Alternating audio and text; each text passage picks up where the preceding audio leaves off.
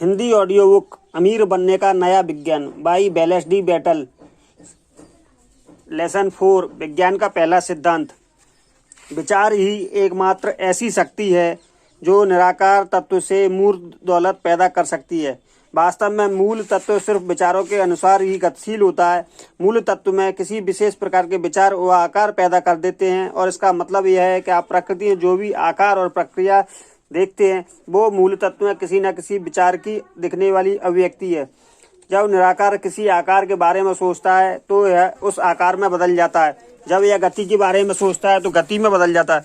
सभी चीजों का सृजन इसी तरह हुआ है। तत्व विचार का आकार लेता है, विचारशील तत्व उस विचार का आकार लेता है, उस विचार के अनुसार गतिमान होता है और उस विचार के आकार में बना रहता है। हम विचारशील जगत में रहते हैं जो विचारशील ब्रह्मांड का हिस्सा है। पहले गतिमान ब्रह्मांड का विचार निराकार तत्व में फैला, फिर उस विचार के अनुसार विचारशील तत्व सक्रिय हुआ। इसने सितारों और ग्रहों के तंत्र का आकार लिया और आज यह उस आकार को बनाकर रखे हुए है।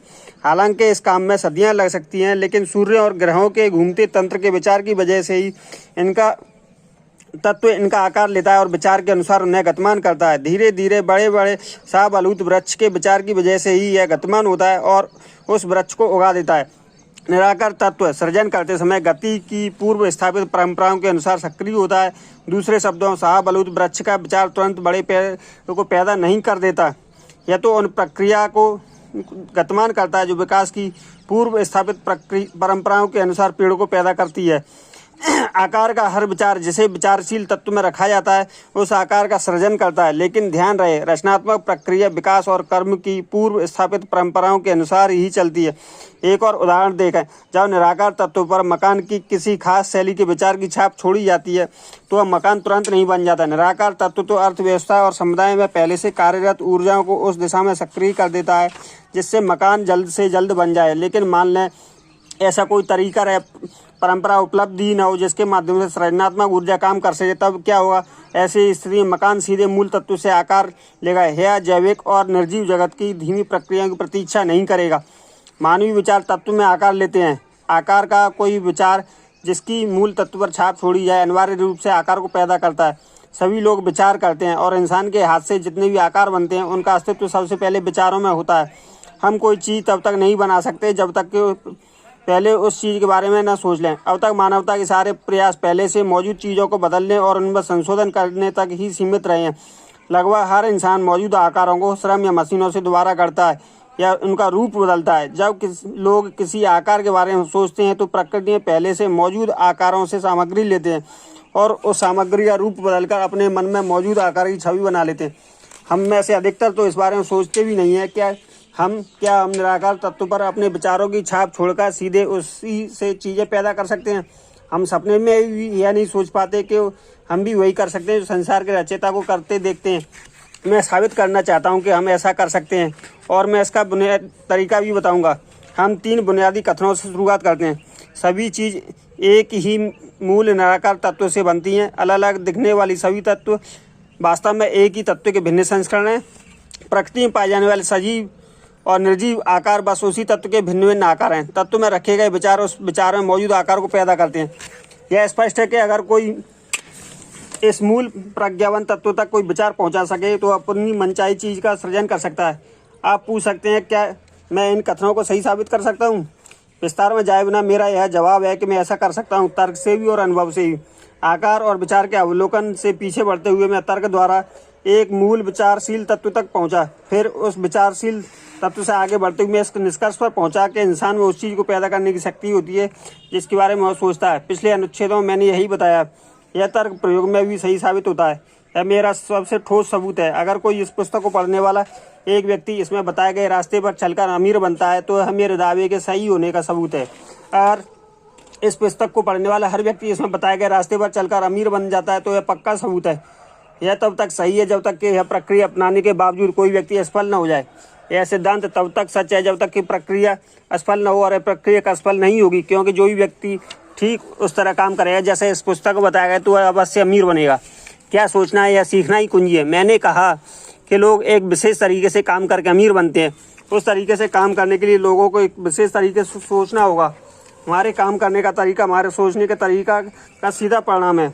इसलिए आप जिस तरह से काम करना चाहते हैं उसी तरह से उन्हें करने के लिए आपको उस तरीके से सोचना होगा जिस तरीके से आप सचमुच सोचना चाहते हैं। और जो आप सचमुच सोचना चाहते हो हर तरह के आवाज़ से परे है। पूर्ण सत्य, अमीर बनने की दिशा में पहला कदम यही है। हर इंसान सोचने की शक्ति के साथ पैदा हुआ है और मनचाही चीज़ों के बारे में सोच सकता है। बहरहाल इसमें पर्याप्त प्रयासों की आवश्यकता होती है। हम जो देखते सुनते हैं उसके बारे में विचार करना बिल्कुल ही अलग बात है। इंद्रियों के अवलोकन के अनुसार सोचना आसान होता है। आवाज़ से परे वाले सत्य के बारे में सोचने में मेहनत की आवश्यकता होती है और इतनी ऊर्जा की भी जितनी किसी दूसरे काम में नहीं लगती। लोग सतत और निरंतर विचार से बचने की जितनी कोशिश करते हैं उतनी किसी दूसरी चीज़ में नहीं करते। यह दुनिया का सबसे मुश्किल काम है और यह विशेष तौर पर तब सच होता है जब वे उस विचार को बनाए रखना चाहते हैं दिखावे के विपरीत हो। लेकिन दृश्यात्मक जगत में हर आवाज़ अवलोकन करने वाले मस्तिष्क में एक समतुल्य आकार पैदा करता है। इससे मात्र सत्य का विचार बनाए रखते हुए रोका जा सकता है जो आवाज़ से परे होता है। जब तक कि आप इस सत्य पर प्रचार नहीं करते कि ब्रह्मांड में गरीबी है ही नहीं, सिर्फ प्रचुरता है, तब तक गरीबी की आवाज़ का अवलोकन कर आपके मस्तिष्क में इसके अनुरूप आकार पैदा करता है। रोग के आवाज़ से ग्रह होने पर सेहत के बारे में सोचने या गरीबी की आवाज़ से ग्रह होने पर अमीरी के बारे में सोचने के लिए प्रयासों की आवश्यकता होती है। लेकिन जो व्यक्ति यह शक्ति विकसित कर लेता है वह मास्टर माइंड बन जाता है। ऐसे ही लोग अपने भाग्य को जीत लेते हैं और हर मनचाही चीज़ के मालिक बन जाते हैं। हम यह शक्ति कैसे विकसित कर सकते हैं? इसके लिए हमें सभी आवाज़ों के पीछे के इस मूल सत्य को पहचानना होगा। एक ही प्रज्ञावन तत्व है जिससे सारी चीज़ें बनती हैं। फिर हमें यह सच्चाई भी समझनी चाहिए कि इस तत्व में रखा गया हर विचार आकार लेता है।